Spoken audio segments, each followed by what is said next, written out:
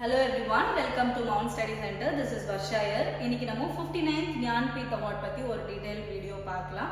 So what is Jnanpith award? ஞானபீட விருதுனா இந்தியால இலக்கியத்துக்காக கொடுக்கிற ஒரு உயரிய விருது தான் நம்ம ஞானபீட விருதுன்னு சொல்றோம். So highest award for literature.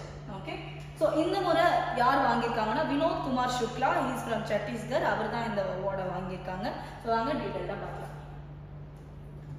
Hindi writer Vinod Kumar Shukla wins Jnanpith Award for 2024 for the year 2024. So, இவர் எந்த லாங்குவேஜ்காக வாங்குறாருன்னா Hindi literature. Eminent Hindi laureate Vinod Kumar Shukla, 88 years old, will be awarded the 59th Jnanpith Award for 2024 for his contribution in Hindi literature. Okay. Next one.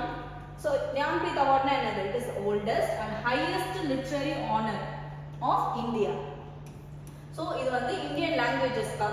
Indian languages na Indian Constitution la 8th schedule la 22 languages irukku. Adu kuda plus 1 da English.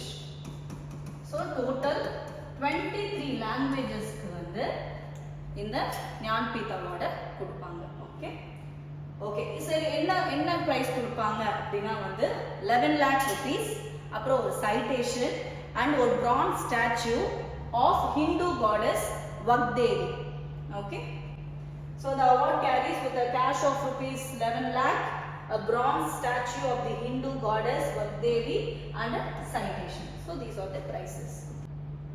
Next one. So he is Vinod Kumar Shukla, selected for 59th Jnanpith Award. Vinod Kumar Shukla is a renowned Hindi writer, a poet and novelist, becomes the first person, this is very important, first person from Chhattisgarh state who is being awarded this honor. He is also famous for experimental writing in more Hindi literature. His first booklet of poetry, Lagbag Jaidin, was published in 1971. Okay. அது மட்டும் இல்லாம he is also given the prestigious award Sahitya Academy Award. So உங்களுக்கான question என்னன்னா question number 1, இவர் எந்த வருஷத்துல Sahitya Akademi award வாங்கினாரு அப்படிங்கறத கிளாஸ் ஒர்க் क्वेश्चनா வெச்சுக்கோங்க. Okay, question number 1. So next one Jnanpith award. இது எப்ப இன்ஸ்டிடியூட் பண்றாங்கன்னா in 1961. Instituted in 1961. It is presented annually by the Bharatiya Jnanpith to an author for their outstanding contribution towards literature. The award is bestowed only on Indian writers writing. Okay, this is important. Only on Indian writers mattumda writing in Indian languages included in the 8th schedule of the Constitution of India and English. So now already சொன்னல 22 plus 1 23 languages க்கு கொடுக்கறாங்க. Okay. First Jnanpith Award 1965 க்கு GS அதாவது Sankaran group. Okay, இவர் மலையாளம் லாங்குவேஜ்காக வாங்கியிருக்கார் first Jnanpith award இந்த year 1965. Okay, இப்போ உங்களுக்கான question number 2, class work question number 2 என்னன்னா கிளாஸ் ஒர்க் क्वेश्चन நம்பர் 2 இப்போ நம்ம பார்த்தது 58th ஞானபீத் அவார்ட்ல, அப்போ 59th ஞானபீத் அவார்ட் நம்ம இந்த வீடியோல பார்த்தோம். அப்போ லாஸ்ட் இயர் 58th ஞானபீத் அவார்ட் யார் வாங்கினா for the year 2023? யார் வாங்கினா? ரெண்டு பேர் வாங்கியிருப்பாங்க. ஒரு சான்ஸ்கிரிட் போயட் வாங்கியிருப்பாங்க, அப்புறம் உருது போயட் வாங்கியிருப்பாங்க. ஸோ அது யாருன்னு சொல்லிட்டு மறக்காம கமெண்ட் பண்ணுங்க. So question number 1 and question number 2. alright, okay. So உங்களுக்கான ஒரு क्वेश्चन கொண்டு வந்திருக்கேன். Test your self. இப்போ நீங்கள் படித்ததை இந்த மாதிரி ஸ்டேட்மெண்ட் வைஸ் ஒரு क्वेश्चन எடுத்துகிட்டு வந்திருக்கேன். இதை நல்லா பாருங்க, எனக்கு மறக்காம கீழே கமெண்ட் பண்ணுங்க. ஒரு முறை படிக்கலாம். Consider the following statements regarding the Jnanpith Award.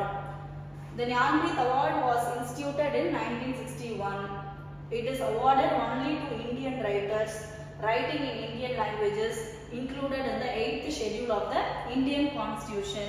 Okay, the award includes a cash prize of rupees 11 lakh, a bronze statue of goddess Vagdevi and a citation, Vinod Kumar Shukla is the first person from Chhattisgarh to receive this award. Which of the above statements are correct? So do comment your answer. Okay? So இந்த மாதிரி உங்களுக்கு current affairs பத்தி தெரிஞ்சுக்க இன்னும் நிறைய updates தெரிஞ்சுக்க please do follow me. Thank you for watching. Bye. ரொம்ப அழகா டீச் பண்ணுவாங்க. எவ்வளவு டவுட் கேட்டாலும் எத்தனை முறை டவுட் கேட்டாலும் சொல்லுவாங்க. நிறைய ட்ரிக்ஸ் அவங்க பேசுறதே ரொம்ப பாசிட்டிவ் வைப்ரேஷனோட ரொம்ப சூப்பரா இருக்கும். இல்லாம நம்மளோட கிளாஸ்க்குமே ஸ்மார்ட் போர்டு யூஸ் பண்ணி தான் யூஸ் பண்றோம். ஹவுஸ் ஸ்டடி சென்டர் நம்ம சாந்தி மண்டபம் பக்கத்துல கிராண்ட் கேர் ஹாஸ்பிட்டல் பக்கத்துலயே இருக்கு. எங்களுக்கு வீக்லி ஒன்ஸ் டெஸ்ட் வரும். டெஸ்ட்னும் போது நாங்க எழுதுற டெஸ்ட்டுக்கு அன்னைக்கு ஈவினிங்கே எங்களுக்கு ரிசல்ட் கொடுத்துருவாங்க. அதுக்கு அந்த ரிசல்ட் பார்த்த பிறகு அடுத்து நம்ம எப்படி ஒரு ஸ்டெப் முன்னேறணும்ன்றத பத்தி நல்லாவே மைண்ட் வேலை செய்யும். குயிக் மூவ்மெண்டா இருக்கும். எல்லாமே கிளாஸ்ல இருந்து டெஸ்ட்ல இருந்து கிளாஸ் ஹேண்டில் பண்றதுல இருந்து எல்லாமே பெர்ஃபெக்ட்டா இருக்கும். என்ன மாதிரி நிறைய பேரு நீங்களும் கண்டிப்பா ஸ்டடி சென்டருக்கு வாங்க, உங்களால முடியும். இன்னைக்கு Jan 23 இன்னைக்கு நான் கொடுக்குற ஹோப் என்னன்னா, இதே Jan 23 நெக்ஸ்ட் இயர் 2026ல கண்டிப்பா நான் ரயில்வே ஜாப்ல இருப்பேன். நான் இப்ப NTPC எக்ஸாமுக்காக இங்க படிக்க வந்தேன். கண்டிப்பா நெக்ஸ்ட் இயர் இதே நாள் நான் NTPC போஸ்டிங்ல கண்டிப்பா ரயில்வேல இருப்பேன். இந்த கான்ஃபரன்ஸ் கொடுத்தது மவுண்ட் ஸ்டடி சென்டர்.